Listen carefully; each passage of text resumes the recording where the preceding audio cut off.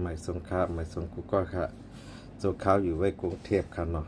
ครับเฮ็ดวัดไว้ที่กรุงเทพเลยค่ะเนาะครับแจ้งข่าวแจ้งออกครับเฮ็ดวัดใหม่เจ้าหนัง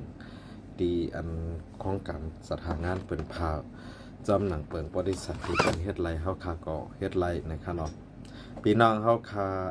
เจอเล่น Facebook เกาหลี TikTok เกาหลี YouTube เกาหลีเนี่ยเนาะเจอไปมีผู้ติดตามโอ้ยก็ใน Facebook เนี่ยเขียนมาว่าเสือเจนไลน์เนี่ยเนาะเด็กขึ้นติดตามปั่นค่ะเนาะข่ายุ่มยามว่า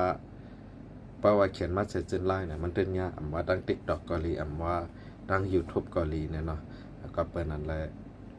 ตั้งขาเขาเลยสั่งลงไว้นำไว้ดันตาพี่น้องเฮาคาเจอใครเฮ็ดวัดไว้เตมาสอกเต่าหาญาเฮาคานั่นน่ะเนาะเสือเจนไลน์ย้อนเปว่าเพชรอันไรสร้างกว่านั้นมันไกลก่อยอันนั้นก็ถูกเป็นเฮียค่าจักกว่าเจอได้นะเนาะกอบนั้นแหละเพราะอะไรยินเฮ็ดวัดไว้ตั้งคานะป้าปุ่งแตงเพชรขาก่อยนะให้เขียนว่าเสือเจนไลน์น่ะญาอันมันได้ญาอันกันเนาะกันในเสือเจนไลน์ญาเนี่ยเพชรพงเจ้าเก่านั้นมันไล่เล็กได้เนี่ยเขียนกว่าว่า0877325905นะมันได้ญาอยู่กอบนั้นแหละ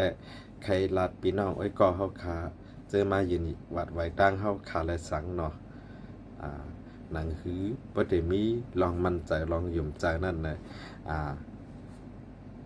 แต่ว่าแต่ญาเหรียญญาเก้านั่นแหละมีค่ะเนาะอยู่ที่กาขันมันน่ะก็เฮาขาดเตรียมลงไว้แต่ต่อหลีหนาวค่ะตั้งเฮาคาในเฮ็ดวัดมาเนี่ยเก็บไว้600เนาะเดี๋ยวก็กาขันอยู่ที่ 8,100 เพราะไทยประวัติ4ของแล้วก็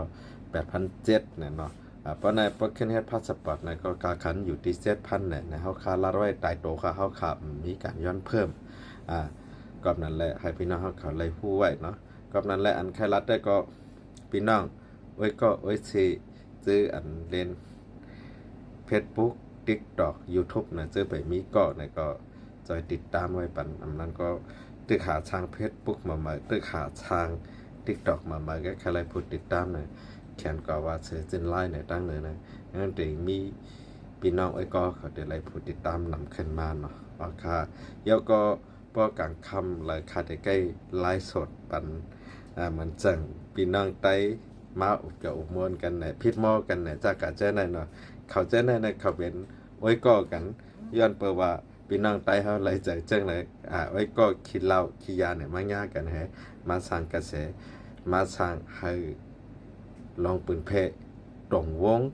เจือนเป็นสงมุดเกียกนั่นให้ปลายญาเขาเนี่ยจากกะเจ้านั่นคันเนาะเอาคางยินหลิงยินจ้องค่ะมาส่งค่ะบ๊ายบาย